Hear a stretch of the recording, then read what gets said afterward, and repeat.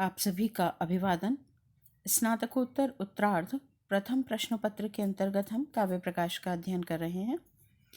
काव्य प्रकाश में हम काव्य दोषों का अध्ययन कर रहे हैं और क्योंकि केवल रस दोष ही आपके पाठ्यक्रम का भाग है, इसलिए हम रस दोष का अध्ययन कर रहे हैं। आचार्य मम्मट द्वारा कुल 13 रस दोष कहे गए हैं और अब रस दोषों के उदाहरण सहित वर्णन के उपरांत जो आगे का तथ्य है कि कहाँ पर यह दोष नहीं होता अथवा दोष होने पर उस दोष का परिहार किस प्रकार से किया जा सकता है अथवा उसके क्या अपवाद हो सकते हैं, इसका आगे उन्होंने विवेचन किया है। तो हम रस दोष का अध्ययन करने के उपरांत अब रस दोष कहाँ पर नहीं होता है या उसका परिहार क्या है, इसका आज अध्ययन करेंगे। तो देखिए, आचार्य मम्मट कहते हैं, इदानीम क्वचिद अदोषा अपि एते इति उच्यन्ते। इदानीम अब इस समय अर्थात रस दोषों का कथन करने के पश्चात क्वचिद कहीं पर किसी किसी स्थान पर अदोषा अपि एते यही दोष अदोष हो जाते हैं, इति उच्यन्ते यह कहते हैं। ये रस दोष कहीं कहीं पर अदोष हो जाते हैं अर्थात दोष नहीं रहते हैं, और वह कौन सी अवस्था है उसका निरूपण करते हैं। न दोष स्वपदेन उक्तवपि संचारिणः क्वचित्। क्वचित कहीं कहीं पर संचारिणः संचारी पद स्वपदेन उक्तौ अपि अपने पद से कहे जाने पर भी न दोष नहीं होते। जब रस दोष का वर्णन किया था तो वहाँ पर हमने पढ़ा था विभाव अनुभाव व्यभिचारी आदि की स्वशब्द वाच्यता दोष है, अर्थात रति को यदि रति के पद के माध्यम से ही कह दिया गया तो वह दोष होगा, या व्यभिचारी भाव कोई है जैसे कोप है, जैसे असूया है, यदि उसे अपने ही पद के द्वारा रख दिया जाए तो वह रस की भुक्ति में कहीं ना कहीं बाधक होता है, इसलिए वह रस दोष कहलाता है। अब उसी स्थिति का यहाँ पर कथन कर रहे हैं कि कहीं कहीं कभी कभी ऐसा भी होता है कि संचारी पद को यदि स्वपद से भी रख दिया जाए तो भी काव्य में दोष नहीं होता। उसके लिए अब उदाहरण देते हैं। तो कहा, संचारिण क्वचित, क्वचित कहीं पर संचारिण संचारी पद या संचारी भाव व्यभिचारी भाव स्वपदेन उक्तवपि अपने शब्द से कहे जाने पर भी, अर्थात उसी शब्द के माध्यम से जो भाव का नाम है उसी नाम के रख दिए जाने पर भी न दोष नहीं होता। यथा जैसे कि उदाहरण दे रहे हैं, औत्सुक्येन कृतत्वरा सह भुवा व्यावर्तमाना ह्रिया तैस्तैर्बन्धु वधूजनस्य वचनैर्नीताभिमुख्यं पुनः दृष्ट्वा अग्रे वरमात्त साध्वसरसा गौरी नवे संगमे संग्रोहत पुलका हरेण हसता श्लिष्टा शिवायास्तु वह। पहले इसका अनुवाद देखते हैं हम, फिर यहाँ पर क्या रसदोष है और वह रसदोष क्यों नहीं है यह जानेंगे। तो कहा, गौरी नवे संगमे नवीन मिलन के अवसर पर औत्सुक्येन उत्सुकता के कारण कृत त्वरा शीघ्रता करती हुई, सहभुआ ह्रिया व्यावर्तमाना, किंतु सहभुआ सहज ह्रिया लज्जा से व्यावर्तमाना पुनः लौटती हुई, तई और फिर उन बंधु वधू जनस्य संबंधी, बंधु जो संबंधी हैं उनकी वधू जनस्य वधूजनों के द्वारा वधूजनों के प्रोत्साहन देने वाले वचनों के द्वारा आभिमुख्यम पुनः नीता, पुनः शिव के सामने ले जाई जाती हुई, दृष्ट्वा अग्रे वरम, और वर को पति को अग्रे दृष्ट्वा आगे देखकर, आत्मसाध्वस रसा भय और आनंद का अनुभव करती हुई, पुनः संग्रोहत पुलका पुलकित होती हुई, पुलक रोमांचित होती हुई, हंसते हुए हरेण श्लिष्टा शिव के द्वारा आश्लिष्ट आलिंगित शिवा आलिंगित गौरी पार्वती वह शिवायास्तु तुम्हारे कल्याण के लिए होवे, आपके कल्याण के लिए होवे, अर्थात आपका कल्याण करे। अब यहाँ पर देखिए, और अत्र औत्सुक के शब्द इव तद अनुभावो, यहाँ पर औत्सुक के शब्द के समान तद अनुभावो उसका अनुभाव, न तथा प्रतीतिकृत उस प्रकार से प्रतीति नहीं करा सकता, अतएव दूरात उत्सुकम इत्यादि इत्यादौ इत्यादि पद्य में व्रीड़ा प्रेम आदि अनुभावानाम, व्रीड़ा प्रेम आदि अनुभावों के विवलितत्वाद आदिनाम इव विवलन आदि के समान औत्सुक विवलन आदि के समान इव उत्सुकत्व अनुभावस्य उत्सुकता रूप अनुभाव के सहसा प्रसरणादि रूपस्य सहसा प्रसरण आदि के अभीष्ट तथा प्रतिपत्ति कारित्वाद प्रतिपत्ति कारित्व अभावाद प्रतिपत्ति न कराने के कारण उत्सुकम इति कृतम, उत्सुक इस शब्द का प्रयोग किया है। यहाँ पर पद्य का अर्थ अनुवाद आपको समझ में आया, किंतु जो पंक्तियों में बात कही गई है वह थोड़ी सी क्लिष्ट हो जाती है। जो वृत्ति भाग है वह थोड़ा सा क्लिष्ट है, इसे हम समझते हैं। सबसे पहले तो हम ये जाने कि यह रत्नावली की नांदी है। रत्नावली नाटिका का जो नांदी पद्य है वह पद्य है, जहाँ पर रंगमंच पर प्रवेश से पूर्व ही जो मंगलाचरण किया जाता है, उस मंगलाचरण में यह बात कही गई है कि नवीन मिलन के समय पर जो पार्वती है उनकी जो प्रतिक्रिया है वह कैसी है। वह शीघ्रता से, उत्सुकता के कारण, नवीन मिलन की उत्सुकता के कारण वह शीघ्रता करती हैं, कृतत्वरा शीघ्रता से जाती हैं और फिर पुनः अपने मन में संकोच का, लज्जा का अनुभव करती हुई वापस लौट आती हैं। तब फिर जो बंधुजन हैं, उनकी जो वधुएं वहाँ उपस्थित हैं, उन वधुओं के द्वारा पुनः पुनः उन्हें प्रेरित किया जाता है और ले जाकर शिव के समक्ष खड़ा कर दिया जाता है। तब फिर वे अपने समक्ष अपने पति को देखती हैं, शिव को देखती हैं, और उनका जो रूप है, वेश है, उससे एकदम भय का और आनंद का मिश्रित अनुभव करती हैं। और तब उनके अंदर रोमांच उत्पन्न होता है, आनंद से भी रोमांच उत्पन्न होता है, भय से भी पुलक उत्पन्न होता है। तो भय और आनंद से वो पुलकित हो जाती हैं और तब हंसते हुए शिव के द्वारा आश्लिष्ट की जाती हैं, आलिंगन की जाती हैं। ऐसी जो गौरी हैं वे आपका कल्याण करें। अब यहाँ पर औत्सुक्य पद रखा गया है, यह व्यभिचारी भाव की स्वशब्द वाच्यता है।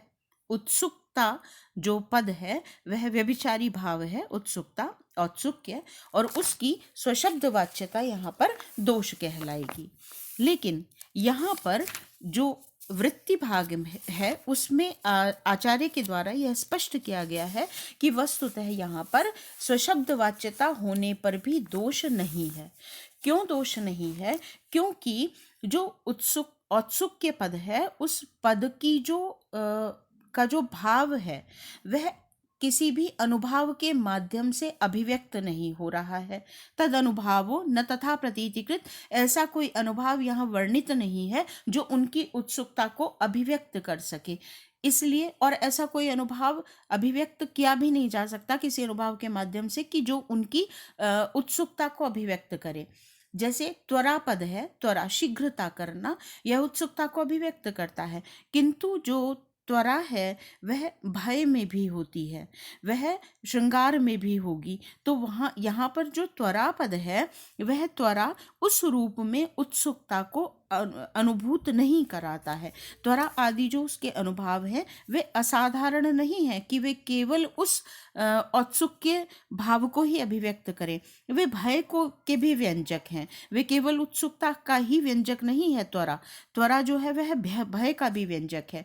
तो जो औत्सुक्य है वह औत्सुक्य केवल औत्सुक्य पद के माध्यम से ही अभिव्यक्त किया जा सकता है। यहाँ पर अन्य किसी प्रकार से उसकी उस रूप में अनुभूति नहीं हो सकती। इसीलिए कहा कि उस रूप में सहसा प्रसरणादि रूप से तथा प्रतिपत्ति कारित्व अभावात, उस प्रकार से उसकी प्रतिपत्ति कराने में अक्षम होने के कारण यहाँ पर उत्सुक पद को रखा गया है। और इस कारण यह केवल अपने माध्यम से ही अपने भाव को अभिव्यक्त करने में सक्षम है, अन्य किसी भी पद या अनुभाव के माध्यम से उत्सुकता को अभिव्यक्त नहीं किया जा सकता। और केवल उस रूप में कि वह श्रृंगार की अभिव्यक्ति हो, वहाँ भय की अभिव्यक्ति न हो, इस रूप में केवल औत्सुक्य पद ही अभिव्यक्ति करने में सक्षम है। इसलिए यहाँ पर औत्सुक्य पद को रखा गया है और तब यह स्वशब्द वाच्यता दोष नहीं रहता है। इसके लिए इन्होंने कहा दूराद उत्सुकम इत्यादि। जब रस का अध्ययन हमने किया चतुर्थ उल्लास में, तो वहाँ पर मिलित विभाव आदि का के माध्यम से रस की अभिव्यक्ति का वर्णन आचार्य के द्वारा किया गया है। और वहाँ पर दूराद उत्सुकम इस पद्य को रखा गया है। वह है दूराद उत्सुकम आगते विवलितम संभाषणी स्फारितम संश्लिष्यति अरुणम गृहीत वसने किंचिदंचिद भ्रूलतम मानिन्याश्चरणानति व्यतिकरे वाष्पाम्बुपूर्णे क्षणम चक्षुर्जातम अहो प्रपंच चतुरम जातागसी प्रेयसी।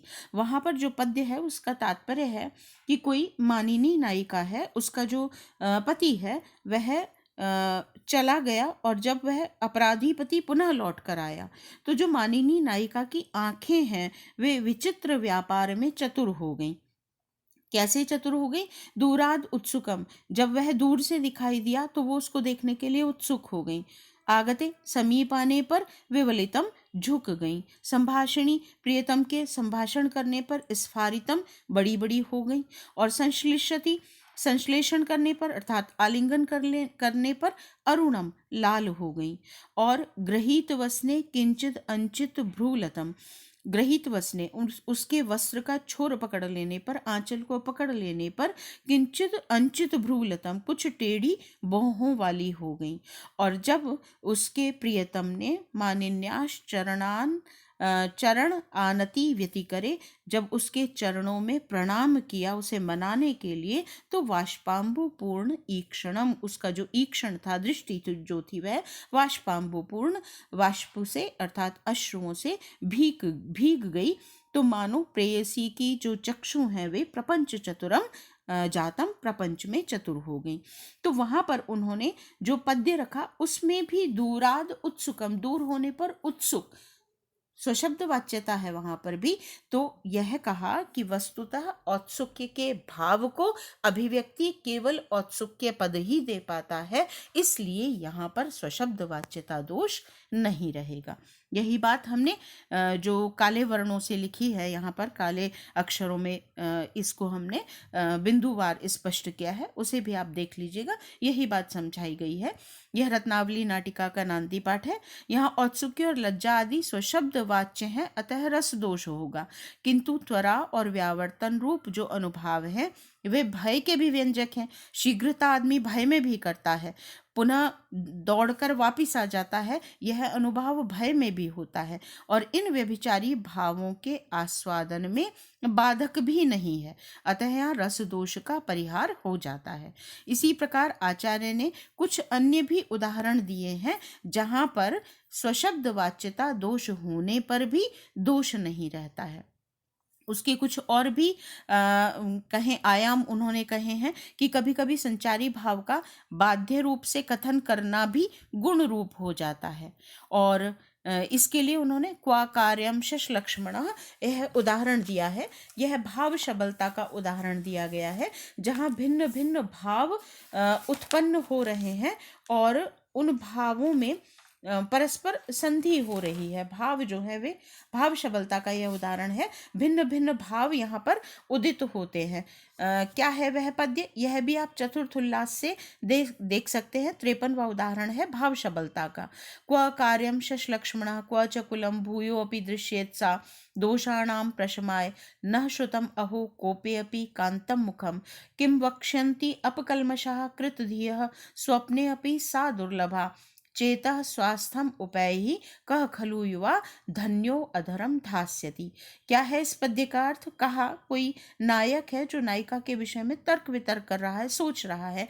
कहता है क्व अकार्यम, कहाँ तो यह अनुचित कार्य, शश लक्ष्मण क्व चकुलम, और कहाँ पर चंद्रमा, शश खरगोश के चिन्ह वाला, शश लक्ष्मण चंद्रमा के लिए प्रयुक्त पद है, तो शश लक्ष्मण कुलम क्व च, और कहाँ यह चंद्रमा का कुल अर्थात उत्तम कुल, चंद्रवंशी कुल। भूयो अपि दृश्येत सा, और फिर उसके मन में विचार आता है क्या वह फिर दिखाई देगी। कहाँ तो यह अनुचित कार्य, कहाँ उच्च चंद्रकुल, और पुनः मन में क्या विचार आता है, क्या वो मुझे फिर से दिखाई देगी। फिर क्या सोचता है, दोषाणाम प्रशमाय नह श्रुतम, हमारा जो श्रवण है, शास्त्र आदि का श्रवण है, वह दोषाणाम प्रशमाय, दोषों के निवारण के लिए ही है। और फिर अचानक क्या विचार आता है, कोपे अपि कांतम मुखम, कोप में भी उसका मुख कितना कांत है, कितना सुंदर था। फिर पुनः विचार आता है, किम वक्षंती अपकल्मषः, जो अपकल्मष हैं, पुण्यात्मा हैं, वे किम वक्षंती, क्या कहेंगे। कृत धिया, जो सदाचार में बुद्धि रखने वाले पुण्यात्मा लोग हैं, वे किम वक्षंती, मेरे विषय में क्या सोचेंगे। और फिर क्या विचार आता है, स्वप्ने अपि सा दुर्लभा, अरे वह तो स्वप्न में भी दुर्लभ है। चेता स्वास्थ्यम उपैहि, हे मेरे चित्त तू स्वास्थ्य को प्राप्त कर। और फिर क्या विचार आता है, क खलु युवा धन्यो अधरम धास्यति, वह धन्य युवक कौन होगा जो अधरम धास्यति, उस सुंदरी के अधर का पान करेगा। तो यहाँ पर जो नायक है उसके मन में बिल्कुल दो विरोधी जो विचारधाराएं हैं वो एक साथ चल रही हैं। एक तरफ तो वह अपने कार्य के, अपने प्रेम भाव के और अपने उच्च कुल के, अपने शास्त्र श्रवण के, अपनी प्रवृत्ति के विषय में विचार कर रहा है, और दूसरी ओर उसका मन निरंतर नायिका में रमा हुआ है। क्या वह फिर दिखाई देगी, अरे क्रोध में भी उसका मुख कितना सुंदर था, वह स्वप्न में भी दुर्लभ है, कौन युवक होगा जो उसके अधर का पान करेगा। तो यहाँ पर जो वितर्क, उत्सुकता, मति, स्मरण, शंका, दैन्य, धृति, चिंता, ये सारे भाव आ रहे हैं, जा रहे हैं, तो ये भाव शबलता का उदाहरण है।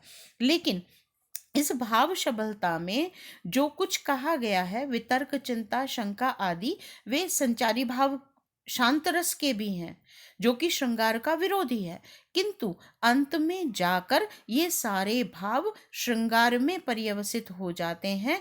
इस कारण से यहाँ विरोधी भाव भी गुण रूप हो जाते हैं। जो शांत के अभिव्यक्त करने वाले संचारी भाव हैं, वे अंततः जाकर श्रृंगार में पर्यवसित हो जाते हैं, इसलिए वे विरोधी भाव भी गुण रूप हो जाते हैं। कि इस बात को अभिव्यक्ति मिलती है कि वस्तुतः कितना तीव्र है उसका अनुराग नायिका के प्रति, कि वह उन तमाम जो बातें हैं, शास्त्र श्रवण आदि और अपना उच्च कुल और उन सब के विषय में विचार करने के बाद भी स्वयं को उसके विषय में चिंतन करने से नहीं रोक पाता। तो ये विरोधी भाव भी वहाँ गुण रूप हो जाते हैं। और इसके अतिरिक्त भी आचार्य ने अन्य भी उदाहरण दिए हैं जहाँ स्वशब्द वाच्यता दोष है, किंतु वह दोष नहीं है, दोष भी वहाँ गुण स्वरूप हो जाता है।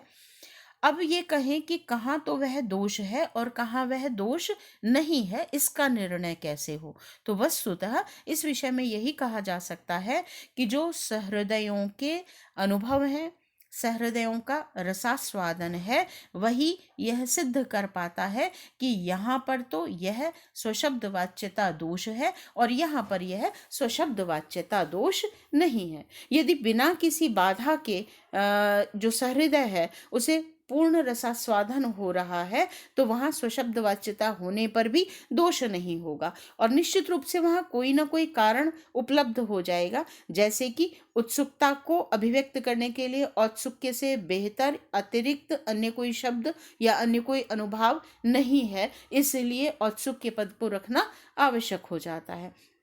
या विरोधी भावों का ग्रहण किया गया, किंतु वे भी अन्य अंततः आकर उसी मुख्य रस को या मुख्य तथ्य को परिपोषित करते हैं जिसके विषय में वर्णन किया जा रहा है। तो वहाँ विरोधी रस के भाव आदि भी या संचारी भाव आदि जो है या अनुभाव आदि जो है वे भी गुण बन जाते हैं, क्योंकि वे मुख्य रस के या मुख्य भाव के पोषण का कार्य करते हैं। तो वस्तुतः सहृदयों का अनुभव, सहृदयों की रसास्वादनता जो है, रसास्वादन करने की जो तीव्रता है, वही इस विषय में निर्णय कर पाती है कि यहाँ यह स्वशब्दवाच्यता दोष नहीं है और यहाँ पर वस्तुतः यह दोष होने पर भी गुण में परिवर्तित हो गई है।